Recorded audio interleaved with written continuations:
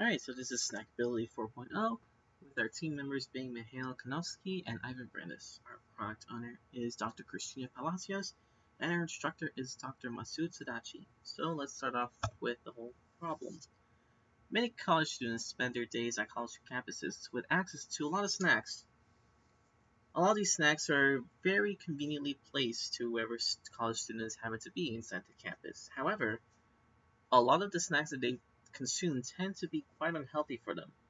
And already available apps tend to be very inconvenient for the average busy user, requiring multiple user inputs on every single item they eat. So the solution? Our solution is a user-friendly smartphone application. It provides a comprehensive score based on how healthy a snack is, with guidelines and recommendations from the USDA database. It also allows users to easily search for available snacks from the USDA database, as well as our own local Snackability database, where we also keep track of a point system, levels, achievements to encourage users to continuously to eat healthy snacks. So this is the architecture design, where essentially the user interacts with a mobile device that is hosted, that is brought to us by Expo. The main code of the front end is handled from React Native, which also communicates with Firebase in terms of user data, receiving and sending user data. The backend is hosted by Node.js, where Express handles the various routing and ports of the backend. MySQL is used to get a local instance of a database, but our our backend is deployed through Heroku. So these are all the contributions of the user stories that I have made. Here's where we have the achievements class diagram as an example, an achievements sequence diagram, and these are also my partner Mihail's contributions to the app as well. So for further clarification, I would like to show some additional system design documents as well. We have the front end, which is all pretty much controlled by one single router class. And this single router class allows us to search, and this single router class allows us to have the many other different types of pages that we have, such as a search form, which has several children in terms of the local snack view, snack detail view, snack list, and snack list item, as well as accessing the settings page, the history page, along with the sign-in that leads into the sign-up and forgot password pages. Each of these pages have their own subcomponents as well. The backend is also another important. The backend is also displayed here as well, where you have the push notifications being fed into our main app class, as well as the configuration for various API and database items that are fed into the app. The app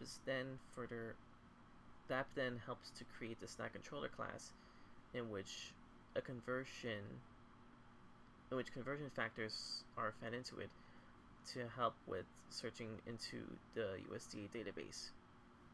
Once a snack is selected, it will go through a scoring algorithm, in which each score is given a rigorous score depending on their various attributes, such as carbs, calories, fat, saturated fat, trans fat, sodium, sugar, and the type of first ingredient that they have as well. Here's our deployment diagram as well, in which our Heroku instance that holds an environment for Node.js that also holds an Express app holding our configuration, controllers, Express routes, helpers, and local database files, in which it sends HTTP requests to our mobile device, in which our Snackability app is being run through the Expo client. A Firebase instance with Firebase data that holds user data also communicates with our mobile device as well in order to store user information based off what snacks they eat. Lastly, I want to go over some of our shortcomings as well, in which Snack-38 improved database connectivity, in which we wanted to improve the search time for various queries so this application feels more snappier in terms of loading. So for a good example would be loading all the snacks a user has ever eaten. That takes a little bit of time, and that's something that we couldn't do for this. semester. We wanted to add administrative notifications if people have not used the app in a while, as well as customized notification times. So the notifications aspect of the application gave us a really hard time in that there was 1 to 2 days of the notifications working pretty well, but then afterward it just stopped working at all. It would no longer issue notifications, and no matter how much we looked into it, we couldn't seem to get that fixed by the time the semester ended. So that was one of our unfortunately major shortcomings of the semester. Lastly, one of our shortcomings for the semester was building the app for iOS and Android Play stores. So we were pretty much dedicated to just trying to improve the app, but we never really made it to the point where we could have deployed it to iOS and Android.